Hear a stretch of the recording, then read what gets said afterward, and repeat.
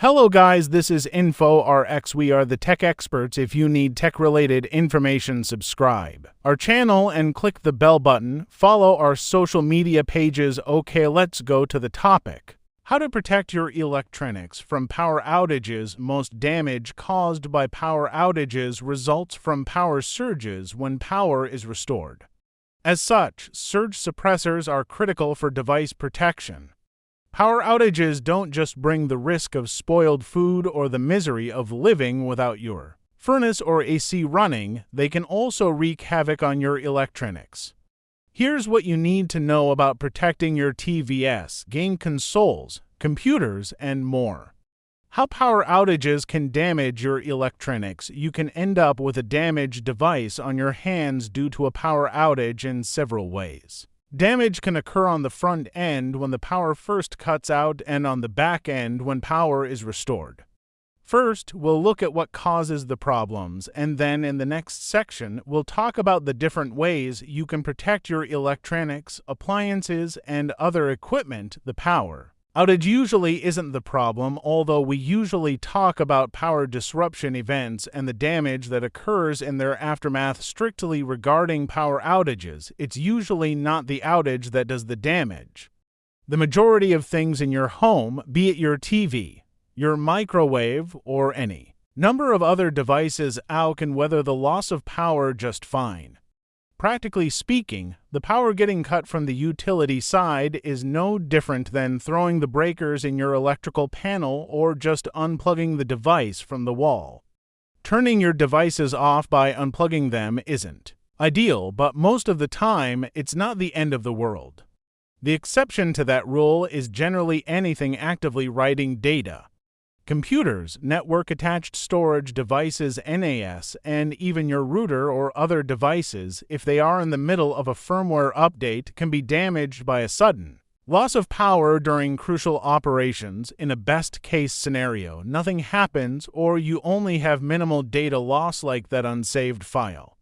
Worst-case scenario, you have extensive data loss and corruption or a bricked device because of an interrupted firmware update. The power restoration can cause permanent damage. The real risk of damage typically isn't from the loss of power but from irregularities that can occur when your power is restored. While sudden power loss can cause problems like the aforementioned failed firmware update, those are rare and limited to a single device. However, surges can cause extensive damage to multiple devices when the power comes back on. When power is restored to your home, you can experience a current surge, a voltage surge, or both. With a current surge, the level of electrical current delivered to your home exceeds the expected amount. You get the same elevate levels with a voltage surge, often with 2 to 3 times more voltage than expected.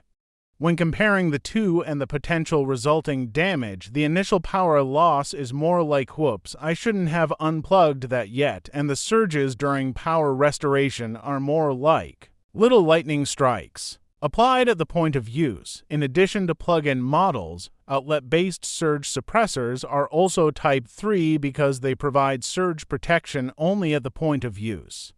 The power strip-style surge suppressors are the most common, but if you ever want to protect something like a washing machine and dryer set with a surge suppressor, the outlet-style suppressors are a great way to do so safely and without a strip-style suppressor dangling behind the machines.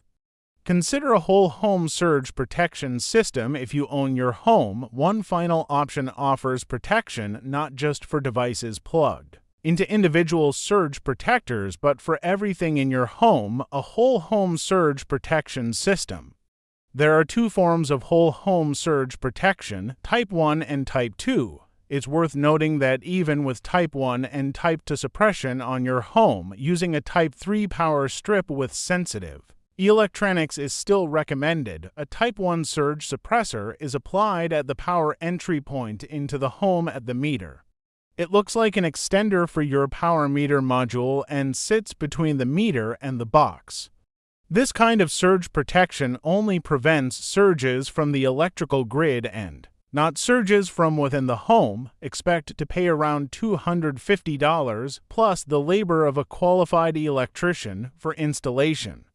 A qualified electrician in your area will also be aware of local utility rules regarding Type 1 systems. Some electrical utilities allow them and some forbid any alteration of. The meter assembly, a type-to surge suppressor, is installed inside your home and has a form factor ranging from what looks like a giant wall-wart transformer to a miniature breaker panel.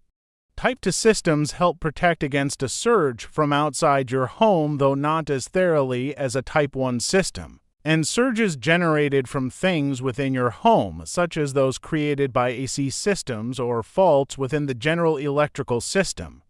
A type-to suppressor will run you around $100 to $250, again with the additional expense of a qualified electrician. That might seem like a hassle, but whole home systems are significantly beefier than anything you'll find in even the most robust individual surge protectors. So, if you live somewhere with frequent power outages and you're tired of replacing appliances and devices that keep mysteriously dying, it's worth looking into. For most folks, however, using a UPS on their computer and putting any other electronics on a surge protector strip will go a long way toward keeping all their devices safe. Thanks for watching this video. For more information, touch with us, comment your opinions about this video.